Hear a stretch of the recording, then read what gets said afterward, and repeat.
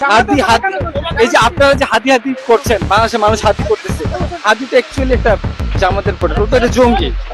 জামাত বিএনপির একটা চাল হতে পারে। জামাতের কে ভাই? আপনারা যে হাদিকে নিয়ে এত মাতামাতি করছেন, হাদি করছেন, হাদি তো একটা জামাত, হাদি তো একটা জঙ্গলি। ভারতের আদালতে ওঠার সময় সাংবাদিকদের এমনই কথা বলেন হাদির খুনি ফয়সাল করিম। আপনারা যে হাতি হাতি করছেন, বাংলাদেশের মানুষ হাতি করতেছে, হাতি তো অ্যাকচুয়ালি একটা জামাতের প্রোডাক্ট, ওটা একটা জঙ্গি। খুন করেছিল কে? আমি করিনি। এখানেই শেষ নয়, তিনি আরো বলেন, আমাকে ফাঁসানো হয়েছে, এর সঙ্গে আমি জড়িত নই।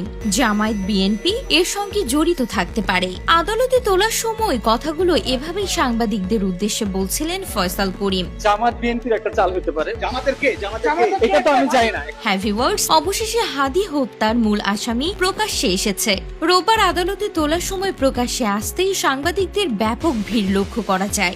একের পর এক প্রশ্নের মুখে ফয়সাল ও আলমগীর নিজেদের নির্দোষ দাবি করেন। তারা জানান এ ঘটনায় তাদের ফাঁসানো হয়েছে। পরে সাংবাদিকরা প্রশ্ন করেন, তুমি পালালে কেন? এ প্রশ্নের কোনো উত্তর দেননি ফয়সাল করিম মাসুদ। ভিডিও বিষয়ে সাংবাদিকরা প্রশ্ন করেন, ভারতে বসে দুবাইয়ের ভিডিও বানিয়েছিলে যে তুমি দুবাইয়ে আছো, এমন প্রশ্ন করা হলে ফয়সাল কোনো কথা বলেনি। শুধু তার মুখে বলতে শোনা গিয়েছে তাকে ফাঁসানো হয়েছে, তিনি এর সঙ্গে জড়িত নন। ফয়সাল কি ভারতে বসে দুবাই ভিডিও বানিয়েছিলে যে আমি দুবাইতে আছি? ভারতে করেছিলেন না দুবাইয়ে বসে? এমনকি জামায়াত বিএনপির নাম উল্লেখ করে বলেছেন তারা জড়িত থাকতে পারে।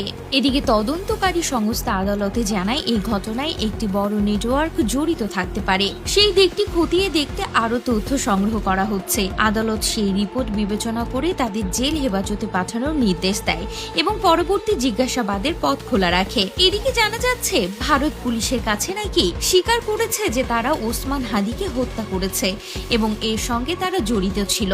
হাদি হত্যাকাণ্ডের সময় আপনি বাংলাদেশে ছিলেন কিনা এই প্রশ্ন করা হলে তিনি বলেন, হ্যাঁ ছিলাম। হ্যাঁ আমি ছিলাম। তোমাকে সিসিটিভি ফুটেজে দেখা গেছে? আমাকে গুলি করতে দেখা যায়। এ সময় সিসিটিভি ফুটেজের প্রসঙ্গে প্রশ্ন করলে ফয়সাল বলেন, আমাকে গুলি করতে দেখা যায়নি। তাহলে গুলি কে করলো? এর উত্তরে তিনি বলেন, সেটা আমি জানি না, আমাকে ফাঁসানো হয়েছে। এই হত্যাকাণ্ডের সঙ্গে জড়িত না হলে ভারতে পালিয়ে এসেছেন কেন? সাংবাদিকদের এই প্রশ্নের কোনো জবাব দেননি হাদি হত্যা মামলার এই আসামি। গত 7 মার্চ বাংলাদেশ সীমান্তবর্তী বনগাঁ এলাকায় অভিযান চালিয়ে ফয়সাল ও আলমগীরকে গ্রেপ্তার করে পশ্চিমবঙ্গ পুলিশ।